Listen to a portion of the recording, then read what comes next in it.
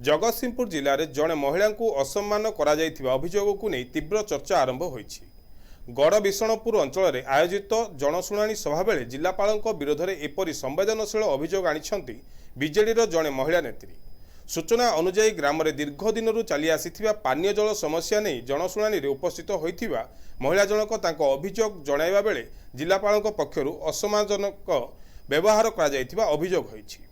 घटना को नहीं स्थानीय लोकों मध्य तीव्र असंतोष देखा देइछि एवं पीड़िता महिला और अंचलवासी न्याय दाबी करिसेंति।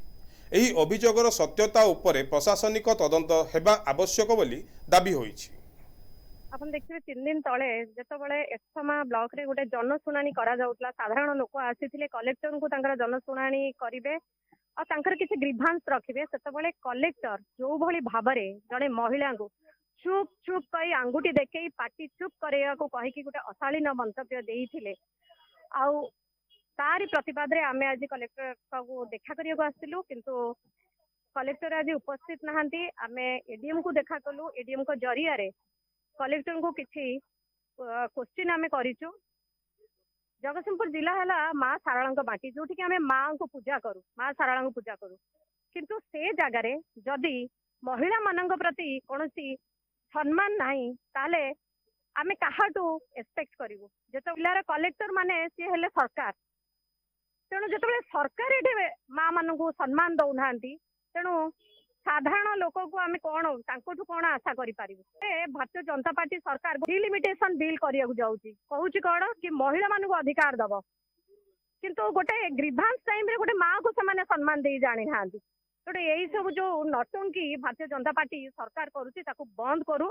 जो कथा कही के आसीथिला माँ मानकू सम्मान दो बेली एटा गोटे आपण देखंतु गोटे उदाहरण आज हेई जाईची कि मते तो लागुची मोहन माझी मुख्यमंत्री चाहूचंती कि कलेक्टर को जरिया रे एमती माँ मानक पार्टी चुप करी रखिया को। मो ब्लॉक रे 3 दिन तले जिलापाल महोदय ग्रीभांस नौथिले सही अवसर रे किसी गाँव लोक मैंने आसीथिले जे तांक पानी पाई परू नाहंती तेणु से तांको जो परिप्रेक्षी कथबार्ता कले चुप चुप चुप यही सब जो कथा एटा एकदम असहनीय कथा क्या गोटे सरकार रे थाइकिरी गोटे सरकार कहूची जे महिला बिल आणुची महिला को प्राधान्य दब से समय रे जने जिलापाल महिला को उपेक्षा करुचंती।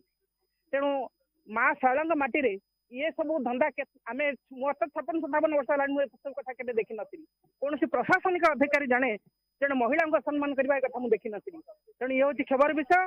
मु आशा करुच्ची कलेक्टर महोदय निश्चित भाव क्षमा प्रार्थना करेंगे किंतु ए पर्यंत जिलापाल पक्षरु कौन प्रतिक्रिया मिल पारि नहीं। जगतसिंहपुर प्रसाद मल्लिक रिपोर्ट एनटीवी।